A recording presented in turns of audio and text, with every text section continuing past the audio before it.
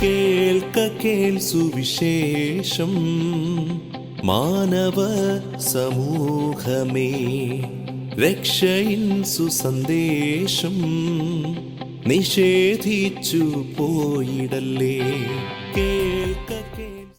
Good morning, coffee with Christ. കഴിഞ്ഞ ദിവസങ്ങളിൽ September 10 മുതലുള്ള ഇങ്ങോട്ടുള്ള ദിവസങ്ങളിലൊക്കെ നമ്മൾ വാർത്തയിൽ കാണുന്നതാണ് ഒരു ചാർലി ക്രിക്കിന്റെ മരണ വാർത്തയെക്കുറിച്ച്, അല്ലേ? എല്ലാവർക്കും, പ്രത്യേകിച്ച് ക്രിസ്തുവിനെ സ്നേഹിക്കുന്ന എല്ലാവർക്കും അത് വലിയ സങ്കടത്തിന് കാരണമായി.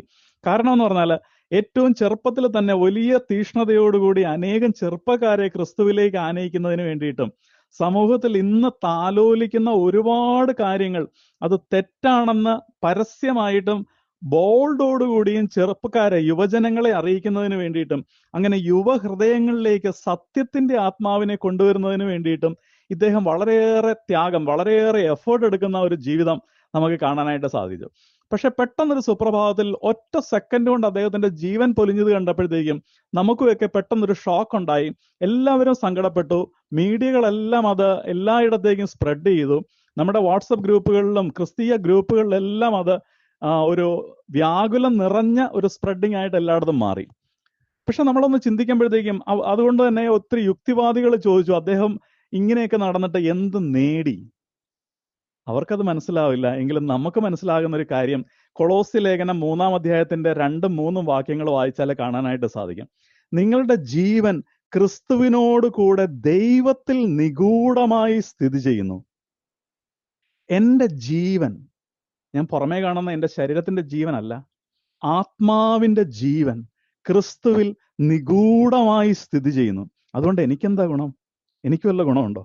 ഭൗതികമായി ചിന്തിച്ചാൽ ഒരു സംരക്ഷണം, ഇത്രയും വലിയ സംരക്ഷണമൊക്കെ നമുക്ക് കിട്ടുമെന്ന് വചനത്തിൽ എഴുതിയിട്ടും ഒരു ചെറിയ വെടിയുണ്ടയുടെ മുൻപിൽ ഇദ്ദേഹം വീണ് മരിക്കുന്നു. എന്താണ് ഇതിന്റെ ഗുണം? ദൈവത്തിന് വേണ്ടി പ്രവർത്തിച്ച പലരും ഒറ്റ സെക്കൻഡ് കൊണ്ട് കൊല്ലപ്പെടുന്ന സാഹചര്യങ്ങൾ നമ്മുടെ മണ്ണിൽ കണ്ടുവരുന്നുണ്ട്, അല്ലേ? ലോകത്ത് പലയിടത്തും കണ്ടുവരുന്നുണ്ട്. അപ്പോഴും നമ്മുടെ വിശ്വാസം ഇതാണ്: വിശ്വാസിയുടെ മരണം ദൈവം അനുവദിക്കാതെ സംഭവിക്കുകയില്ല. കാരണം മത്തായി 10:29 വായിച്ചാൽ പിടികിട്ടും കേട്ടോ. വായിക്കണേ. നമ്മൾ അതിനെ അപകട മരണമെന്നോ മർഡർ എന്നോ ഒക്കെ വിളിക്കും, പീഡനമെന്നോ ഒക്കെ വിളിക്കും. ദൈവത്തിന്റെ അറിവും അനുമതിയും ഇല്ലാതെ ഇതൊന്നും സംഭവിക്കുകയില്ല എന്ന് നമുക്കറിയാം. നമ്മുടെ മനസ്സിലാക്കേണ്ട കാര്യം ഇതുകൊണ്ട്, എന്തുകൊണ്ട് ദൈവം ഇത് അനുവദിക്കുന്നു? സത്യവിശ്വാസിയെ സംബന്ധിച്ചിടത്തോളം മരണം എന്നത് അതുകൊണ്ട് തന്നെ അവസാനമല്ല, മറിച്ച് കർത്താവിനോട് കൂടെ ഇരിക്കാനായിട്ടുള്ളൊരു പ്രവേശന കവാടമാണ്. 2 കൊറിന്തോസ് 5:8 വായിക്കണേ. പരിപൂർണതയിൽ എത്താനായിട്ടുള്ളൊരു പ്രവേശനം. കാരണം തൻ്റെ ഭക്തന്റെ മരണം പോലും അവൻ്റെയും മഹത്വത്തിനായിട്ട് ദൈവം അത് പ്രയോജനപ്പെടുത്തുന്നുണ്ട്. അവനെ മഹത്വീകരിക്കാനായിട്ട്, ക്രിസ്തുവിൽ അവനെ മഹത്വീകരിക്കാനായിട്ട് ദൈവം അത് പ്രയോജനപ്പെടുത്തുന്നു എന്ന് വചനം വായിച്ചാൽ നമുക്ക് മനസ്സിലാകും.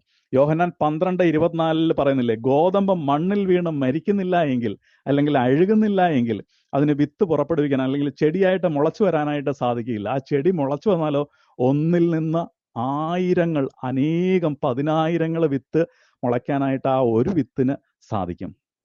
അതുപോലെ ദൈവം അനുവദിച്ചതിന്റെ അർത്ഥം ഇത്രയേ ഉള്ളൂ: സഭയെ ഉണർത്തുക, ക്രിസ്തുവിന്റെ ധീര സാക്ഷിയാകാനായിട്ടൊരു എക്സാമ്പിൾ ആയിട്ട് നിർത്തുക.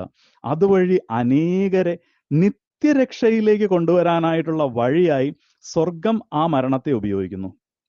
അപ്പോഴും നമ്മുടെ യഥാർത്ഥ ജീവൻ, ആത്മാവിന്റെ ജീവൻ ദൈവത്തിന്റെ കരങ്ങളിൽ, ദൈവത്തിൽ നിഗൂഢമായി സ്ഥിതി ചെയ്യുന്നു. അത് നിത്യനാശത്തിലേക്ക് പോകാനായിട്ട് ദൈവം അനുവദിക്കത്തില്ല എന്നുള്ളതാണ് ക്രിസ്ത്യാനിയുടെ ഉറപ്പ്.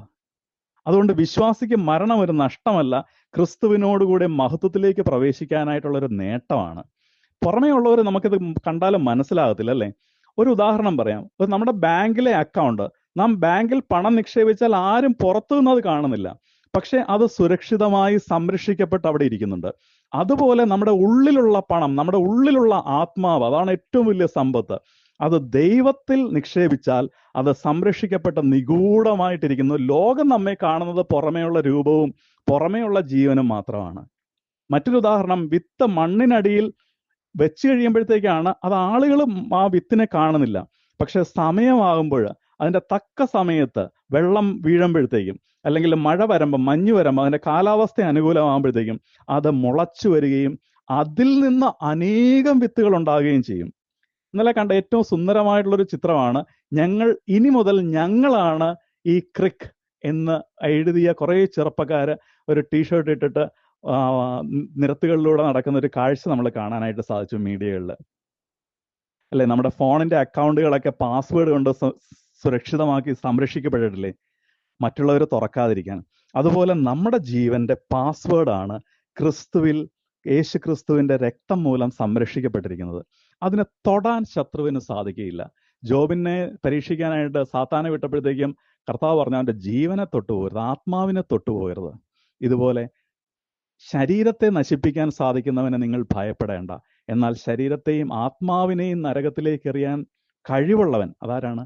കർത്താവ് മാത്രമാണ്. അവനെ ഭയപ്പെടുവിൻ. കാരണം ഇവിടെ നഷ്ടമായാലും അവിടെ നമുക്ക് നേടാനായിട്ട് സാധിക്കും. ഇവിടെ ആബ്സെന്റ് ആയാൽ അവിടെ ആ സെക്കൻഡിൽ പ്രസന്റ് ആകാനായിട്ട് കർത്താവിന്റെ പദ്ധതിയിൽ നമ്മളെയും കൂടെ സുരക്ഷിതരായിട്ട് അവന്റെ നിഗൂഢതയിൽ നമ്മളെ കാത്തുകൊള്ളും. അതുകൊണ്ട് യേശു ക്രിസ്തുവിന് വേണ്ടി മരിക്കേണ്ടി വന്നാലും ധീരതയോടെ നിൽക്കാനുള്ള ഉറപ്പ്, ചങ്കൂറ്റം, ആ ഒരു വിശ്വാസ തീഷ്ണത, അതൊരു റിലേഷനിലൂടെ മാത്രമേ സാധിക്കത്തുള്ളൂ. It is A love bonding relation with Christ. കാരണം എനിക്ക് വേണ്ടി മരിച്ചവന് വേണ്ടി ഞാനും മരിക്കാൻ സന്നദ്ധൻ എന്നുള്ള ആത്മാവിൻ്റെ ദൃഢതയാണ് നമ്മളെ അതിലേക്ക് എത്തിക്കുന്നത്. അതൊരു ഭാഗ്യമാണ്. അതിനെയാണ് ഭാഗ്യമരണം എന്ന് പറയുന്നത്. ക്രിസ്തുവിൻ്റെ വചനം സുവിശേഷീകരിച്ചുകൊണ്ട് നിൽക്കുമ്പോൾ മർഡർ ചെയ്യപ്പെടുക അല്ലെങ്കിൽ രക്തസാക്ഷിയാവുക, ഇതിലും ഭാഗ്യം എന്തുണ്ട്?